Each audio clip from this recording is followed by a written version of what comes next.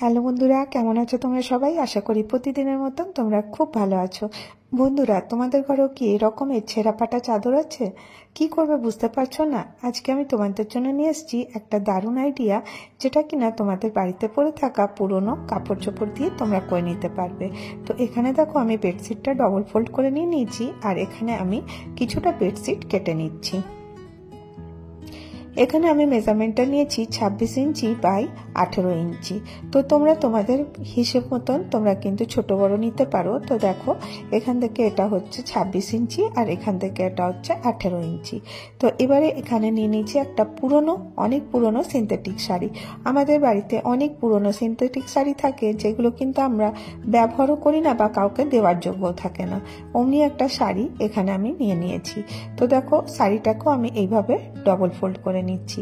খুবই সহজ, তোমরা খুব সহজে এটা করে নিতে পারবে। শুধুমাত্র একটু মন দিয়ে দেখো, তাহলেই বুঝতে পারবে।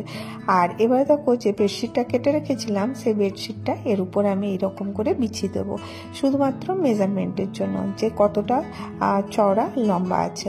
তো আমি এইভাবে এর মধ্যে রেখে আমি কাপড়টা কেটে নেব। অবশ্যই এটা সুন্দর করে বিছিয়ে নিতে হবে, যাতে ছোট বড় না হয়, লক্ষ্য রাখতে হবে। আর এবারে দেখো, আমি কাঁচি দিয়ে এখানটা কেটে নিচ্ছি। এগুলো কিন্তু তোমরা খুব সহজেই করতে পারো। বাড়িতে অনেক পুরনো কাপড় চোপড় থাকে, সেগুলোকে ওয়েস্ট না করে সেগুলো দিয়ে আমরা প্রয়োজনীয় জিনিস বাড়িতেই বানিয়ে নিতে পারি। আর এখন তো বর্ষাকাল, ডোরমেট আমাদের প্রচুর লাগে। আর এমনিতেও মাটিতে বসার জন্য তোমরা যদি এরকম ফ্লোর ম্যাটও বানাবে, তাও কিন্তু খুব ভালো হবে। আর তোমাদেরকে প্রথমেই বললাম, তোমরা তোমাদের হিসাব মতন ছোট বড় বানাতে পারো।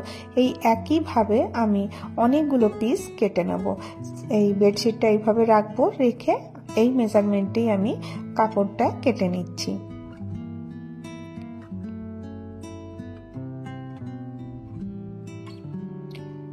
এটা এতটাই সহজ যে তোমরা এটা 10 থেকে 15 মিনিটের মধ্যেই রেডি করে নিতে পারো।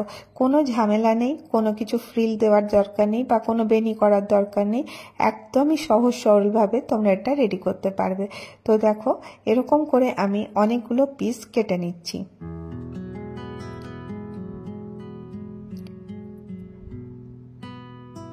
কেটে নিয়ে প্রত্যেকটা পিসকে আমি আলাদা করে রেখে দেবো। তো দেখো, এখানে আমি 5টা পিস কেটে নিচ্ছি।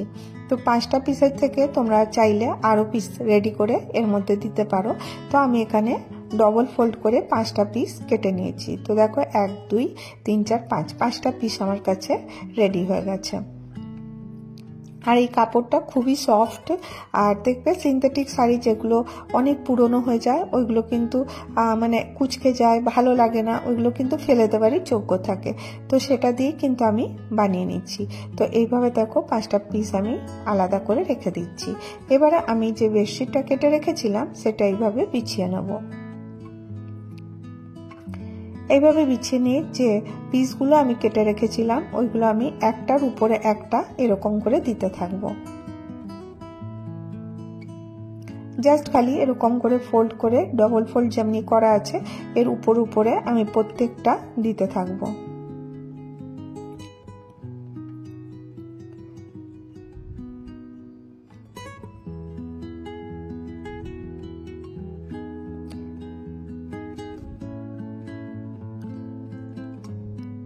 এইভাবে দেখো, একের উপরে এক এরকম করে একই ডাইরেকশনে আমি দিয়েছি।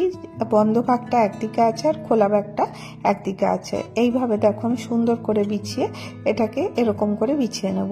বিছিয়ে নেওয়ার পরে এই কাপড়টাকে যাতে সরে না যায়, তার জন্য তোমরা অবশ্যই এখানে বল পিন লাগিয়ে নেবে। তাহলে পরে কি হবে, তোমাদের কাপড়টা এক জায়গা থেকে সরবে না, আর তোমাদের সেলাই করতে খুব সুবিধা হবে। তো চারপাশে আমি 4টে বল পিন লাগিয়ে দিচ্ছি।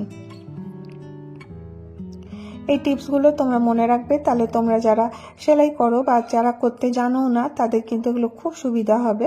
আর এখানে দেখো, একটা স্কেল নিয়ে নিয়েছি, আর 1 ইঞ্চি তুলে আমি লাইন ড্র করে নেব। তোমরা এখানে বুঝতে পারছো কিনা বলতে পারবো না, কারণ কালারটার জন্য বোঝা যাচ্ছে না। 1 ইঞ্চি দূরে আমি লাইন ড্র করে নিয়েছি। এইভাবে দেখো, পুরোটাকে আমি লাইন ড্র করেছি। এবার চলো মেশিনে চলে এসেছি। আর কিছুই না, জাস্ট খালি যেরকম ড্র করেছি ওটা একটু দূরে 1 ইঞ্চি দূরে আমাকে সেলাই করে নিতে হবে।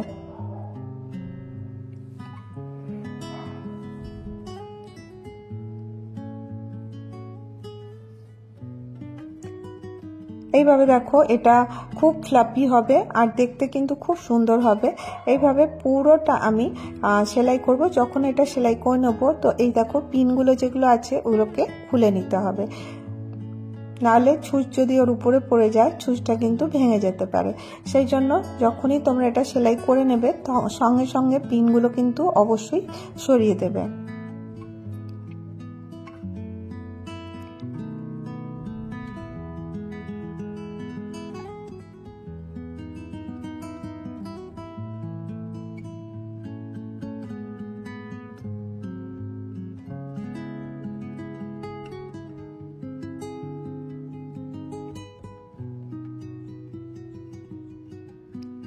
এইভাবে যদি তোমরা করবে, এটা মেশিনে করলে অনেক তাড়াতাড়ি হয়ে যাবে। আর দেখো এইভাবে আমি যে যে লাইনগুলো করে রেখেছিলাম তার উপরে সবগুলোতে আমি এরকম করে সেলাই করে নেব।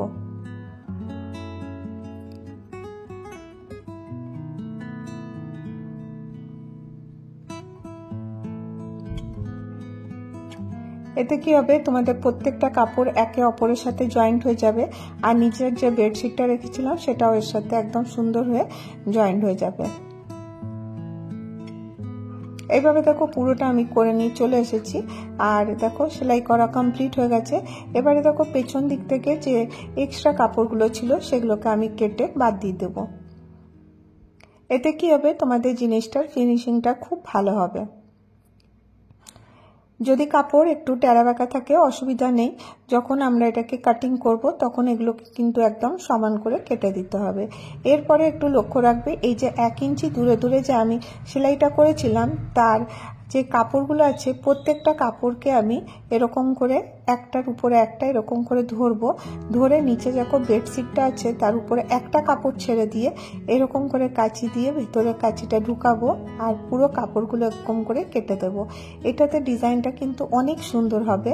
তো দেখো এরকম করে ধরে আমি কাঁচি দিয়ে এক পাশ থেকে ধরবো, কাটিং করা শুরু করব, অপর পাশটাতে শেষ করব। এভাবে দেখো পুরোটা আমি কাটিংগুলো করে নেব। তো পুরো কাটগুলো খুব সহজেই হয়ে যাবে। এইভাবে দেখো পুরোটা আমি একটু দূরে ছেড়ে ছেড়ে মাঝখান থেকে আমি পুরোগুলোকে কাটিং করে নিয়েছি। আর এইভাবে দেখো যখন করা হয়ে যাবে এটা দেখতে কিন্তু খুব সুন্দর, এর মধ্যে ফ্রিল চলে আসবে আর কোনো পরিশ্রমও করতে হলো না। আর এটা দেখতে কিন্তু খুব সুন্দর আছে। আর দেখবে তোমাদের ঘরে যত পুরনো সিনথেটিক শাড়ি থাকবে সেগুলো যদি এরকম করে ব্যবহার করো তো এর যে পুরনো শাড়ি সেটার ব্যবহারও হয়ে যাবে আর তোমাদের একটা ডোরমেট বা ফ্লোরমেট ইজিলি বানিয়ে নিতে পারবে। তো এবারে দেখো পুরোটা তো কমপ্লিট হয়ে গেছে। এর সাইডগুলো রাফ এজেসগুলো ক্লোজ করার জন্য আমি এই শাড়ির বর্ডারটাই নিয়েছি। তোমরা চাইলে অন্য যে কোনো কাপড় নিতে পারো কম্বিনেশনের জন্য, দেখতে আরও সুন্দর লাগবে। কিন্তু আজকে আমি এই পুরোনো শাড়িটা দিয়ে করছি বলে এইটা দিয়ে কিন্তু আমি পুরোটা এটাকে আমি কভার করে দেবো। আমি অন্য কোনো কাপড় ইউজ এখানে করব না। তো দেখো এরকম করে আমি সেলাইটা করে নিয়ে চলে এসেছি। আমি পিছন দিক থেকে লাগিয়ে দিয়েছি, তোমরা যেভাবে ইচ্ছা লাগাতে পারো, জাস্ট এটাকে কভার করার আছে। এরপর এটাকে উল্টে ডবল ফোল্ড করে দিলেই কিন্তু এটা খুব সুন্দর করে এটা বসে যাবে। তো দেখো এরকম করে এবারে অপর দিকটাতে সব কাপড়গুলো নিয়ে এরকম করে ডবল ফোল্ড করে নেব। দেখো কত সহজেই বাড়িতে পড়ে থাকা তোমরা যে ওয়েস্ট জিনিসগুলো আছে সেগুলো দিয়ে কিন্তু ডিফারেন্ট ডোরমেট ফ্লোরমেট অনেক কিছু বানাতে পারো। তো দেখো এটা রিসাইকেলও হলো আর আমাদের যে অনেকটা জায়গা থাকে কাপড় রাখার সেগুলো কিন্তু আমাদের জায়গাটা অনেক কম লাগবে। তো এই দেখো একদম সুন্দর একটা ফ্লোরম্যাট বলতে পারো বা ডোরম্যাট বানানো রেডি হয়ে গেল। তো কেমন লাগলো তোমাদেরকে এই আইডিয়াটা অবশ্যই জানিও। তোমাদের একটা কমেন্ট আমাকে অনেকটা মোটিভেট করে নতুন কিছু করার জন্য। তো ফাইনাল লুকটা দেখো, এটা তোমরা বেডের সামনেও বিছিয়ে রাখতে পারো। আর আজকের ভিডিও এতটাই, আবার দেখা হবে নেক্সট ভিডিওতে। Bye bye.